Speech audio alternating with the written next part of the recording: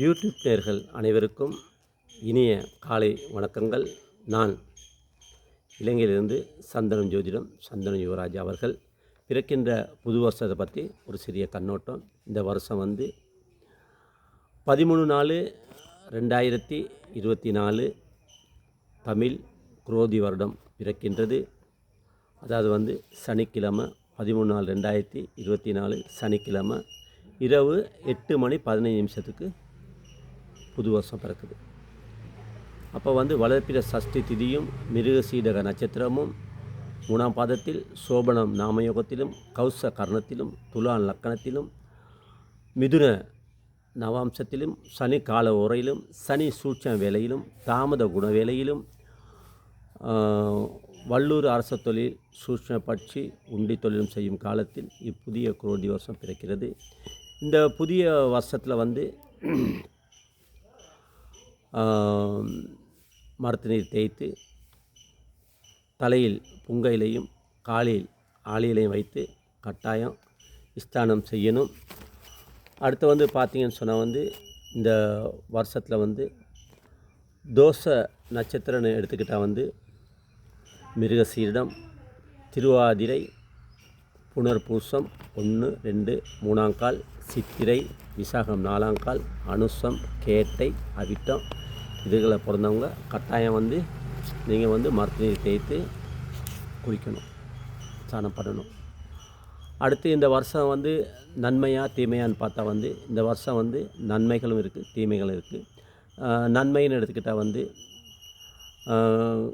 கமத்தொழில் விருத்தி, கைத்தொழில் விருத்தி, கல்வி விருத்தி, திருமண விருத்தி, வேலைவாய்ப்பு, வியாபார விருத்தி, அந்த மாதிரியான நல்ல விஷயங்கள் நடக்கிறதுக்கு. அதேனால் தீமையான விஷயங்கள் இப்போ எடுத்துக்கிட்டால் அதிகமாக காற்று, மழை குறைவு, புயல், சுனாமி, வெப்பம் இந்த மாதிரியான விஷயங்கள் நடக்கிறதுக்கு. அரசாங்க பிரச்சனைகள்,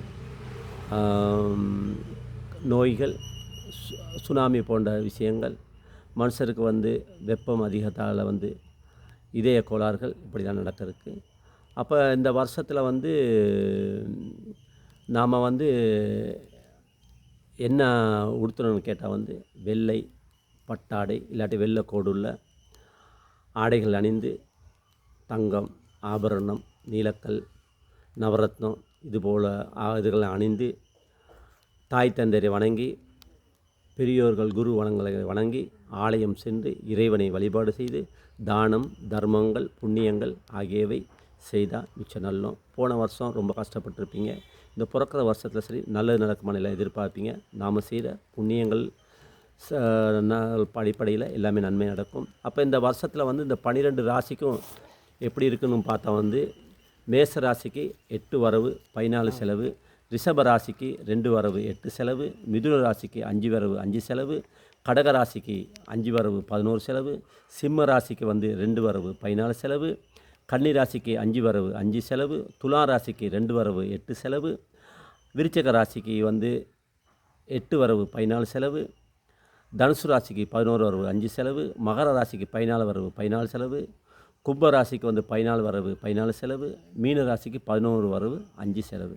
அப்போ உங்கள் ஜாதகப்படி உங்கள் ஜாதக மகாதிசைப்படி இந்த கோச்சாரத்தின் அடிப்படையில் எல்லா மாற்றங்கள் வரும். அதை நினச்சி கவலைப்பட தேவையில்லை. இந்த வருஷம் அனைவருக்கும் எல்லா நன்மைகளும் நடக்க வேணும் என்று இறைவனை பிரார்த்திக்கின்றேன். நான் இலங்கையிலிருந்து சந்தனம் ஜோதிடம் சந்தனம் யுவராஜ் அவர்கள். வாழ்க வளமுடன், வாழ்க வளமுடன். நன்றி, வணக்கம்.